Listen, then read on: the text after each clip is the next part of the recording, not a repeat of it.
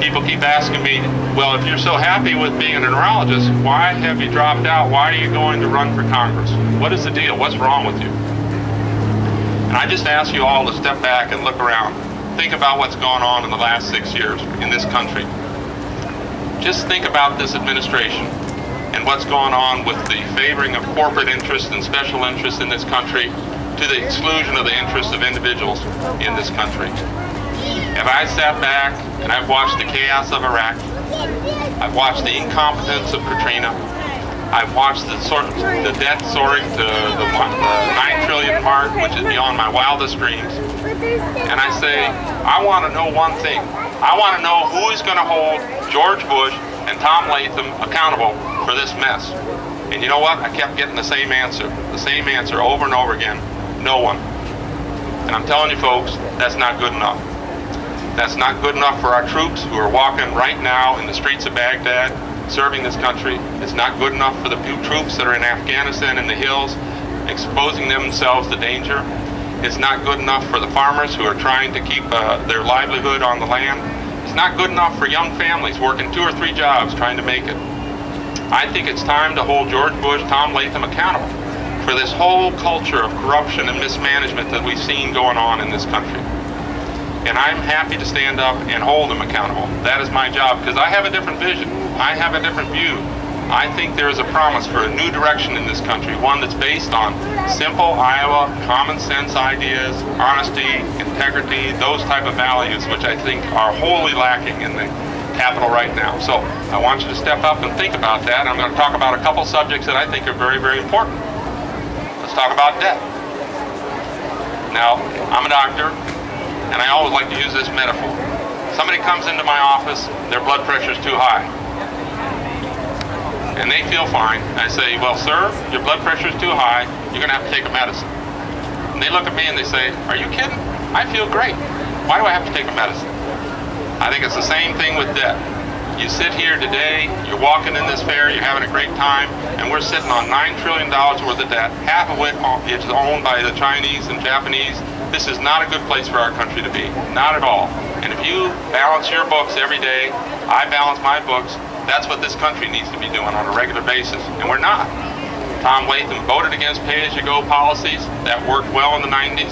As your congressman, I'll be happy to go there and vote for pay-as-you-go again. We got to hold the government accountable to balance the books. We don't want to be passing this on to our children. Not anyway, no how, not at all. Now, I'm a doctor, I'm involved in healthcare, and I see how that impacts you. I can tell you little stories here and there. Guy has diabetes, hypertension. He loses his job, he loses his health care, and guess what? He can't buy his drugs. And guess what happens then? He has a stroke. And now this fellow's in a nursing home, and he's a permanent disabled member of our society, and that shouldn't happen. To believe that we can do without some kind of basic health care in this country is crazy. We can do this. I just tell you one statistic. We spend twice as much in this country as any other industrialized country, and we have worse infant mortality, worse longevity than any other industrialized country. That tells you one thing: we're not spending money smart. The efficiencies are there, we just have to work toward those efficiencies. I think it's high time to create a basic healthcare system in this country. I love what the UAW says. They said very simply, I want the same healthcare as Congressman Latham. That's not a bad idea. And I'll tell you, it works very well. The Federal Employees Health Benefit Act does work very well. And we can apply that to this country and get rid of this issue.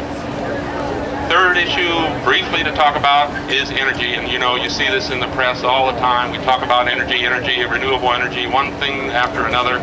But the truth of the matter is, a lot of talk, not much action. I want to remind you that Tom Latham voted against increasing the efficiency of vehicles in this country.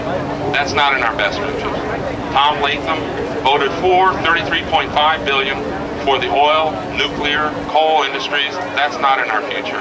That $33.5 billion needs to come to the Midwest and to direct it toward renewable energies. And if we send the same people back, we're going to have the same results. So let's get on with it. It's going to be a challenge, but we can do it. This is our moonshot. This is our Manhattan Project. This is what we are called to do. We're not going to send any more money to the Mideast and to Al-Qaeda. We're going to send it to the Midwest, where it belongs.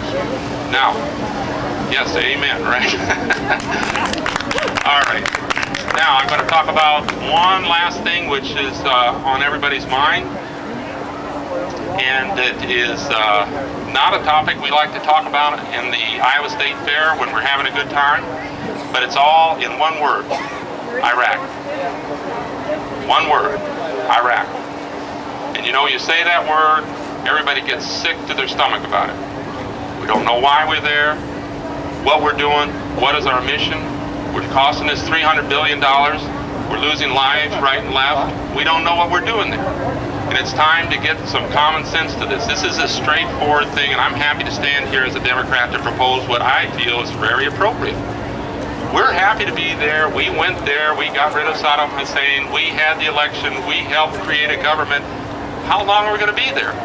We just need some objective goals. I'm not asking for anything remarkable. What are our goals there? We all as citizens demand that. And it's very simple. Let's say we need logistics support. Okay, how many Iraqis do we need to train to repair the Jeeps?